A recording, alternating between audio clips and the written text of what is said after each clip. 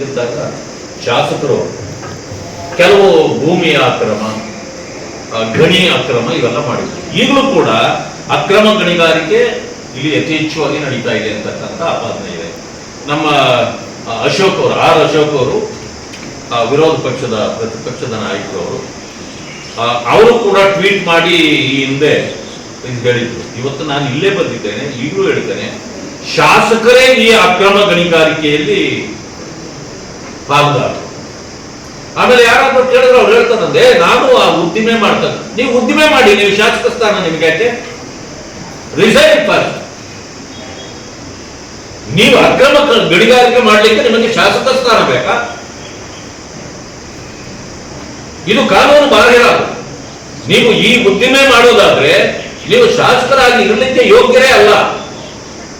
ಆ ರೀತಿ ಲೈಸೆನ್ಸ್ ಇರಬಾರದು. ಯಾರಾದ್ರೂ ಒಂದು ಸ್ಪರ್ಧೆ ಮಾಡಬೇಕಂತಂದ್ರೆ ಅವರ ಹೆಸರಿನಲ್ಲಿ ಕಾಂಟ್ರಾಕ್ಟ್ ಲೈಸೆನ್ಸ್ ಇದ್ರು ಕೂಡ ಅವರನ್ನ ಇದು ಒಪ್ಪೋದಿಲ್ಲ ಕಾನೂನು. ನೀವು ಉದ್ದಿಮೆ ನಾನು ಅಕ್ರಮ ಗಣಿಗಾರಿಕೆ ಮಾಡೋದೇ ನನ್ನ ಉದ್ಯಮ ಅಂತ ನೀವು ಹೇಳೋದಾದ್ರೆ you are unfit to become an MLA.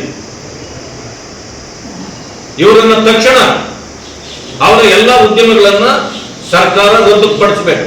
ಅವರು ಶಾಸಕರಾಗಿರುವವರಿಗೆ.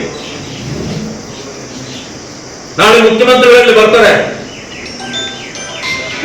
ಪತ್ರಿಕಾ ಮಿತ್ರರಲ್ಲಿ ನಾನು ಮನವಿ ಮಾಡ್ತೇನೆ, ನೀವು ಅದನ್ನು ಕೇಳ್ರಿ ಅವರಿಗೆ. ನೀವು ಈ ಇದು ಅಕ್ರಮ ಗಣಿಗಾರಿಕೆಗೂ ನೀವು ಸಪೋರ್ಟ್ ಮಾಡ್ತೀರಾ? ಇಂಥದ್ದನ್ನ ಏನು ಕ್ರಮ ಜರುಗಿಸ್ತೀರಿ ನೀವು ಅಂತ ಕೇಳ್ರಿ ಅವ್ರ ಮೇಲೆ. ಈಗ ಕೇರಳಕ್ಕೆ ಖನಿಜ ಇದನ್ನೆಲ್ಲ ಕಲ್ಲು ಸಾಗಣೆ ಮಾಡ್ತಾ ಇದ್ದಾರೆ. ಇದಕ್ಕೆ DD ಹೇಳ್ತಾರೆ ಸರ್ಕಾರನೇ ನಮಗೆ ಟಾರ್ಗೆಟ್ ಕೊಟ್ಟಿದೆ, ಅವರೇ ಕೊಟ್ಟಿದ್ದಾರೆ, ಪರ್ಮಿಷನ್ ಕೊಟ್ಟಿದ್ದಾರೆ ಸಾಗಣೆ ಮಾಡಿ. ನೋಡಿ, ಆಮೇಲೆ ನಮ್ಗೆ ಟಾರ್ಗೆಟ್ ಕೊಟ್ಟಿದ್ದಾರೆ ಅಂತ DDನೇ ಹೇಳ್ತಾರೆ. ಗಣಿ ಈಗ ಎಲ್ಲದರಲ್ಲೂ ಟಾರ್ಗೆಟ್ ಇದೆ ಕಾಂಗ್ರೆಸ್. ಯಾಕೆ ಅಂತಂದ್ರೆ ಇನ್ನು ಅವ್ರ ಜನ್ಮದಲ್ಲಿ ಇನ್ನು ಸರ್ಕಾರ ಬರಲ್ಲ.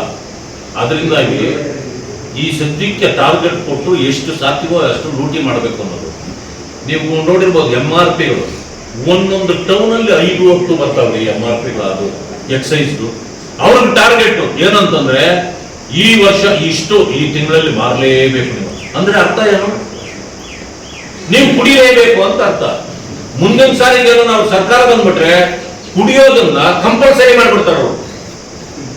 ಕುಡುಕರಿಲ್ಲದ ಊರಿರಬಾರ್ದು, ಕುಡಿಯಲೇಬೇಕು, ಇಷ್ಟು ಖರ್ಚಾಗಲೇಬೇಕು, ಇಷ್ಟು ಟ್ಯಾಕ್ಸ್ ಬರಲೇಬೇಕು.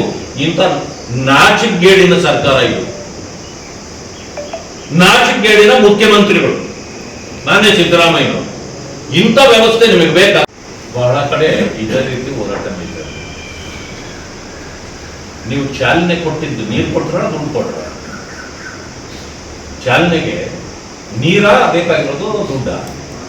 ದುಡ್ಡು ಬೇಕು, ನೀರು ಬೇಕಲ್ವ? ನೀರಿಲ್ಲ. ಆಮೇಲೆ ಘೋಷಣೆ, ಸಿದ್ದರಾಮಯ್ಯನವ್ರದ ಒಂದು ದೊಡ್ಡ ಒಳ್ಳೆ ಇದಿಟ್ಕೊಂಡಿದ್ದಾರೆ.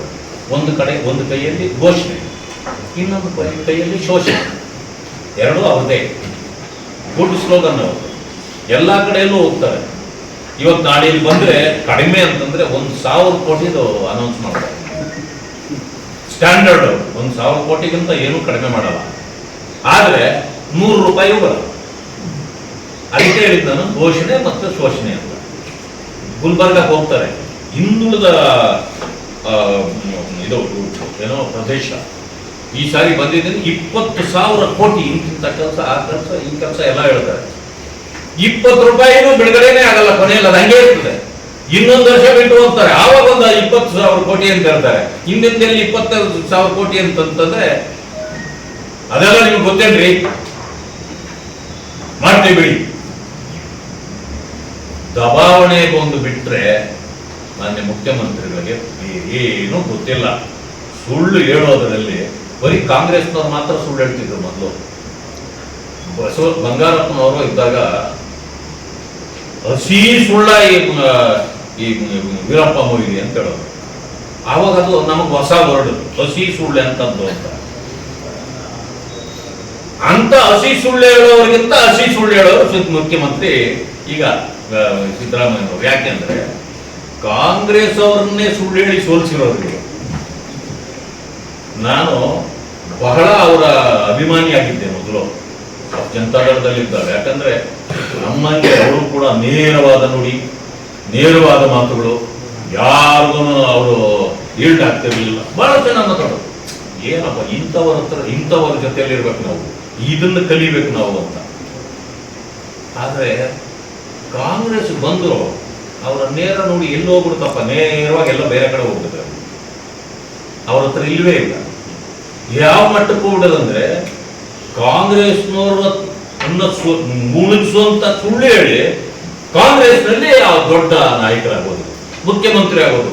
ನೋಡಿ ಅವ್ರನ್ನ ಯಾರು ಕಾಂಗ್ರೆಸ್ನಲ್ಲಿ ಶೆಡ್ ಹೊಡಿ ಅಂತ ಯಾವ ಮಗನೇ ಹುಟ್ಟಿಲ್ಲ. ಅವ್ರು ಕಾಂಗ್ರೆಸ್ನವ್ರು ಯಾಕಂದ್ರೆ ನಿರ್ನಾಮ ಮಾಡಿ, ಕಾಂಗ್ರೆಸ್ನವ್ರು ಮಾತ್ರ ಅಲ್ಲ, ಈಗ ಕಾಂಗ್ರೆಸ್ ಅವರು ಅಧಿಕಾರ ಬಿಡುವ ಹೊತ್ತಿಗೆ ಕಾಂಗ್ರೆಸ್ ಅನ್ನೇ ನಿರ್ನಾಮ ಮಾಡಿ ಬರ್ತಾರೆ.